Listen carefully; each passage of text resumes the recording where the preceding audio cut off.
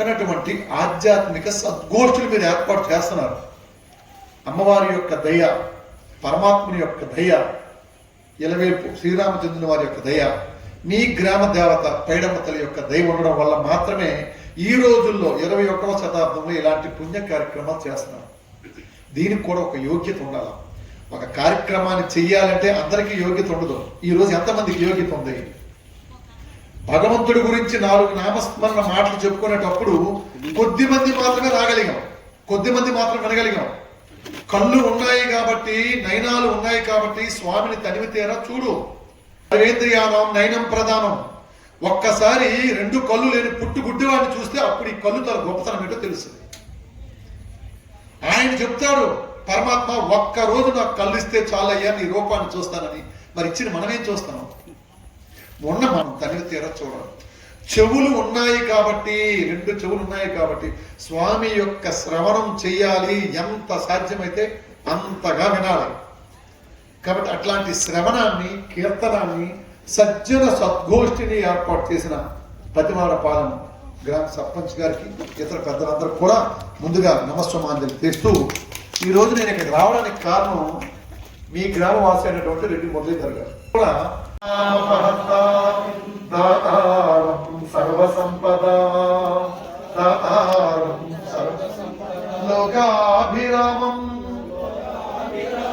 శ్రీరామం భూయో భూయో నమామ్యహం. అంతేనండి, సకల ఆపదలను హరించేవారు, భయాలను పోగొట్టేవారు, పిరికితనాన్ని పోగొట్టేవారు, పని అంటే భయాన్ని పోగొట్టేవారు, ధైర్యాన్ని ఇచ్చేవారు, ఆపదను హరించేవారు. ఆపదామపహర్తారం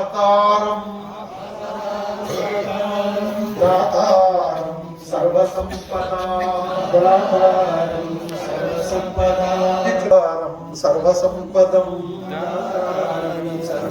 లోకాభిరామం లోకానికి మోదాన్ని కలిగించేవాడు, ఆనందం. లోకాభిరామం శ్రీరామం భూయో భూయో. మరలా మరలా మరలా మరలా ఆ శ్రీరామనామాన్నే పలుకుతాం.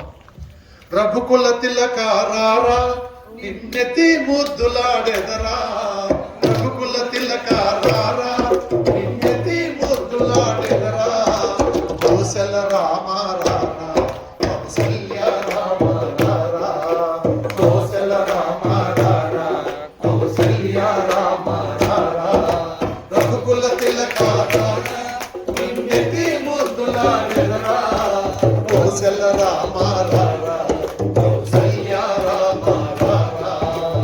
హరే రామ హరే రామ హరే రామ రామ హరే రామ హరే రామ హరే రామ రామ హరే రామ హరే రామ హరే రామ రామ హరే రామ హరే రామ హరే రామ రామ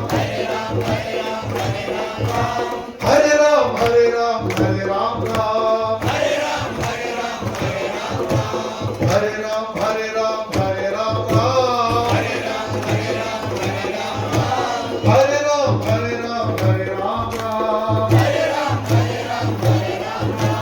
హరే రామ హరే రామ హరే రామ హరే రామ రామ రామ హరే రామ హరే రామ హరే రామ హరే రామ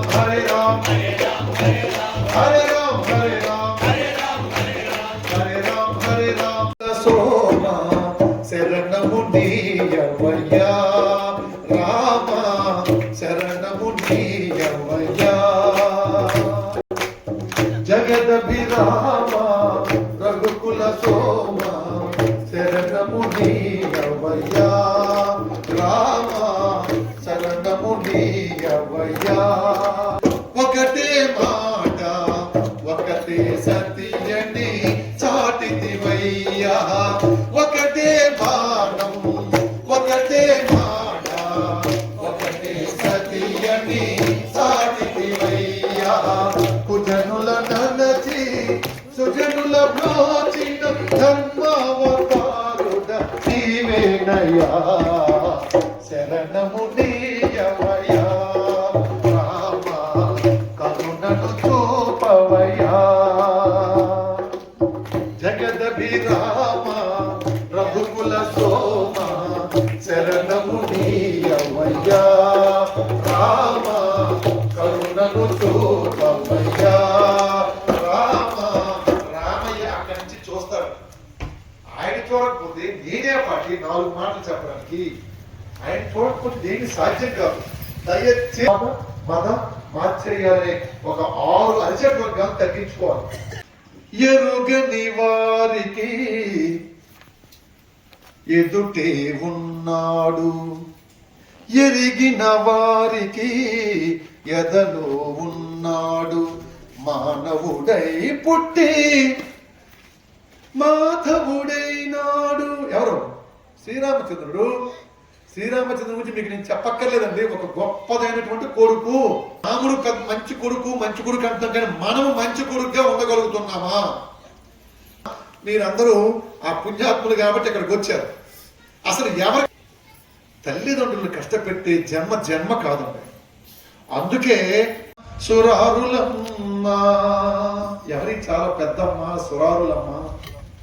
మనం ఎవరినైతే అమ్మవారు స్థానిక దేవత, గ్రామ దేవత మాట్లాడుకున్నాం, శంబర పోలమ్మ గురించి మాట్లాడుకున్నాం, ఇలా గ్రామ దేవతల గురించి మాట్లాడుకున్నాం.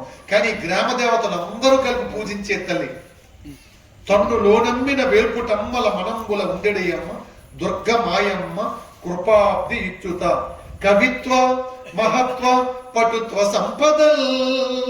వినడానికి కూడా పటుత్వం ఉండాలి, వినడానికి కూడా శ్రద్ధ ఉండాలి, శక్తి ఉండాలి. దానికి కూడా అమ్మవారి యొక్క దయ ఉండాలి, కూర్చునే శక్తి ఉండాలి, ఆ శ్రద్ధ ఉండాలి. శ్రద్ధావాన్ లభతే జ్ఞానం తత్పర సంయతేంద్రియ జ్ఞానం లబ్ధ్వా పరాం శాంతిం అచిరేనాది గచ్చతి. రోజు మనకు రామాలయంలో పుణ్యమో తెలుసండి. భారతదేశంలో పుట్టడం ఇందాక మీకు నేను చెప్పాను. ఎందుకు? శ్రీకృష్ణ పరమాత్మ అర్జునుడిని మనలాగే ఒక సాధారణమైన భక్తుడు అర్జును నిమిత్త మాత్రంగా చేసుకుని మొత్తం ప్రపంచానికి భగవద్గీతను బోధించాడు. ఆ భగవత మకరందం ఒక్కసారి నమస్కారం చేయండి. సమస్య ఏదైనా వ్యక్తులు కొన్ని కోట్ల మంది, అధ్యాయాల్లో 700 శ్లోకాల్లో ఏ ఒక్క శ్లోకం తీసినా నీ సమస్య పటాపంచరం అయిపోద్ది. కానీ దానికి కావాల్సింది శ్రద్ధ. యదాచరతి శ్రేష్ఠ. పర్లేదు, ఏం కష్టం కాదు, ఇది సులువైన మాటలే. యద్యదా ఆచరతి శ్రేష్ఠ. ఎక్కడో ఉన్న విజయనగరంలో ఇంకెక్కడో పుట్టిన బొబ్బిలి మండలం కోమటపల్లిలో పుట్టిన తీసుకొని ఇక్కడికి మీరు తీసుకొని రాలేదు. ఇది శ్రేష్ఠులు చేసే పని, ఉత్తములు చేసే పని. ఉత్తములు వెతుకుతుంటారు, ఎక్కడ ఉత్తమోత్తమైనటువంటి ఆనిముత్యాలు ఉంటాయో చూస్తారు. యద్యదాచరతి శ్రేష్ఠ తత్తదేవేతరో జనః సయత్ ప్రమాణం కురుతే లోకస్తదనువర్తతే. ఎక్కడలో కూడా డీవియేట్ అవ్వకూడదండి, మార్గం నుంచి డీవియేట్ అవ్వకూడదు. ఉత్తములు ఎప్పుడు కూడా ఆ కర్మలు చేయడానికే ఉండాలి. ఇప్పుడే చెప్పారు, 365 రోజులుగా ప్రతిరోజు భజన చేస్తారు, చేయాలంతే. వాళ్ళు అందుకోసమే ఉంటారు. ఇನ್ನು కొంతలో కొంతైనా శరీరంలో శక్తి ఉన్నప్పుడే భగవన్ నామస్మరణ చెయ్యాలి. అన్ని అయిపోయినాక కాలు సిద్ధం చేసుకొని ఇంకా స్వామిలోకి వెళ్ళిపోయేటప్పుడు అప్పుడు నేను నారాయణ అంటే ఏం సుఖం, నువ్వు నారాయణ లేవు, నోట్లో నరాలు పలకో. ఆ నారాయణ కాస్త కాకరకాయ కాస్త కేకరకాయ అంటది. తల్లి గర్భము నుండి ధనము తేడవడు వెళ్ళిపోయేది నాడు వెంటరాదు. ఎక్కడికి వెళ్తాం? విజయనగరమా, భోగపురమా? ఎక్కడికి వెళ్తామండి? ఎక్కడికి వెళ్తాం? అందరము చేరుకున్నది అక్కడికే. ఓ నరులారా పామరులారా సారాంశము వినరే, సారాంశము వినరే. పరమాత్ముని స్మరింపరే, శరీరం శాశ్వతమౌరా. చరాచర జగతిని గన్నరే, కరించే మార్గము నడరే. ఓ నరులారా పామరులారా సారాంశము వినరే, సారాంశము వినరే. ఏంటి సారాంశం? వెళ్ళలేని సంపదలున్నా పరదేశ చదువులలోన ప్రజ్ఞాని అయి ఇందులో వివరించన్నా 6 అడుగుల నేలేనన్నా. ఇది ఒక్కటి గుర్తుంచుకోవాలండి. పట్టుకోవడంలోనే పరమాత్ముడు ఉన్నాడు. ధర్మస్య గ్లానిర్భవతి భారత. గ్లాని అంటే కష్టం.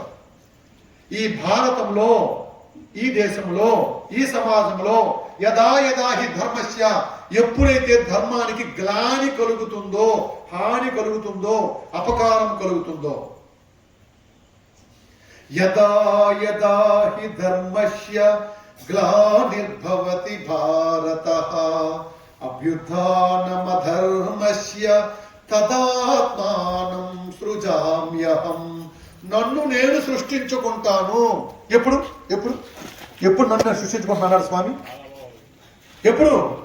ఎప్పుడైతే ధర్మానికి హాని కలుగుతుందో అప్పుడు. కొద్దిగా వినండి, నేను ఒక్కటి చెప్తే మాట.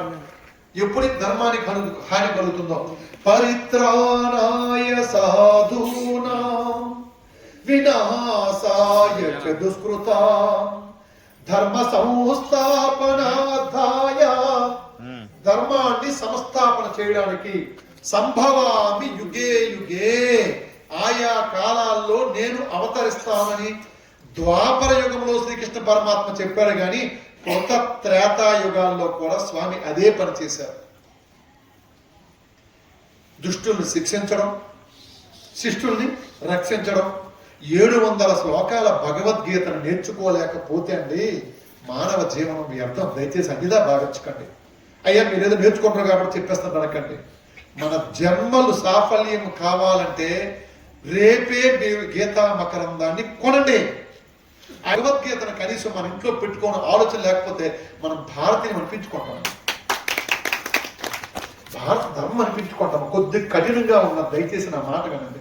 మీ కొడుకు లాంటి వారిని దయచేసి భగవద్గీతని పట్టుకొని నేను చెప్పాను కాబట్టి దానికి పసుపు కుంకుమ పువ్వులు వేసేసి కొబ్బరికి కొట్టేయకండి. చదువు వచ్చిందా ఒక శ్లోకం చదవండి. ధీరస్తత్రణముహ్యతి. జీవునకు దేహమునందు బాల్యము, యవ్వనము, ముసలితనము ఎట్లు మరొక దేహమును పొందుట కూడా అట్లే. కనుక ధీరులు ఈ విషయమున భీతి నొందరు. ఇదే భగవద్గీతలో మనకుంది. మద్భక్త మద్భక్తే మీరే కదండి. మనకే ఆ పుణ్యం ఉంది. చెబుతున్న నాకు, ఇక్కడ కూర్చున్న మీకు, స్వామివారి ఆలయం దగ్గర మద్భక్త ఎత్ర గాయంతి. ఇది సంస్కృతమే కానీ సులువుగా మీకు అర్థమేలా చెప్పేస్తాను. మద్భక్త ఎత్ర గాయంతి తత్ర తిష్టామి నారద. నా భక్తులు మద్భక్త ఎత్ర ఎక్కడైతే గాయంతి గానం చేస్తుంటారో తత్ర అక్కడ తిష్ట వేసుకుని కూర్చుంటాను నేను. నా భక్తులు ఎక్కడైతే నా గానం చేస్తారో, నా నామం జపిస్తారో నేను అక్కడ తిష్ట వేసుకొని కూర్చుంటాను నారద. అంతేగాని నేను పెద్ద పెద్ద గోపురాల్లోనూ డాంబిక పూజల్లోనూ దగదగ మెరిసే నగల్లో లేనని చెప్పాడు స్వామి స్వయంగా నారదుడు వారితో. అందుకేనండి నామ కీర్తన చేయండి. గొప్పదైన నామ కీర్తన చేయండి. భగవంత్ భాషి అంటారు. ఏమంటారండి? ఒకసారి గట్టిగా చెప్పరా? పిల్లలు చెప్పండి, పెద్దల కన్నా గట్టిగా చెప్పండి. పూర్వ భాషి అంటే మనకన్నా ముందే మాట్లాడేస్తాడు ఆయన, ఎవరికి అవకాశం ఇవ్వడు. మళ్ళీ ఏ పూర్వ భాషి? స్మిత పూర్వ భాషి. మర్యాదకి పెట్టింది పేరు. క్షణం ఉచ్ఛ్వాస నిశ్వాసలు ఉంటే శివం, ఉచ్ఛ్వాస నిశ్వాసలు ఆగితే శవం. అర్ధాంగి వచ్చి ఆ 2 చిటికీలు పట్టుకుని నడిస్తే ఏమైంది? కళ్యాణ వైభోగమే శ్రీ సీతారాముల కళ్యాణమే మన మాంగళ్య ధారణ శుభలగ్నమే. ఇవన్నీ నిన్నవే మనకు తెలిసిన పాటలే. లోక కళ్యాణం అండి. లోకానికి కళ్యాణం చేయడానికి కళ్యాణం జరుగుతుంటే అక్కడ కొబ్బరికాయ పెట్టి ఏమాత్రం నిజంగా సంవత్సరం మొత్తం మీరు ధార్మిక కార్యక్రమాలు చేస్తున్నారంటే మీ జన్మల ధన్యం. నిజంగా నేను అంటాను, మీ ఊరు వచ్చిన కాబట్టి చెప్పడం కాదు, మీ జన్మల ధన్యం. నేను పుట్టిన మా ఊర్లో చెప్పానేటి ప్రవచనం చెప్పలేదే. దయచేసి నాకు పాటలు రావు, దయచేసి నాకు శ్లోకాలు రావు అనకండి. సాధనమున పనులు సమకూరు ధరలోన. మా అమ్మ ఏమీ చదువుకోలే, మా అమ్మగారు ఏం చదువుకోలేదు. కానీ ఎప్పుడు ఏదో ఒకటి వినికిడి జ్ఞానం, సుత పాండిత్యం ద్వారా ఏదో పాటలు పాడుతుండేది. అమ్మ చిన్నప్పుడు నేను గర్భంలో ఉన్నప్పుడు ఆ పాటలు పాడుకునేది కాబట్టి ఆ అమ్మ గర్భంలో నుంచి నాకు 4 మాటలు వచ్చాయి.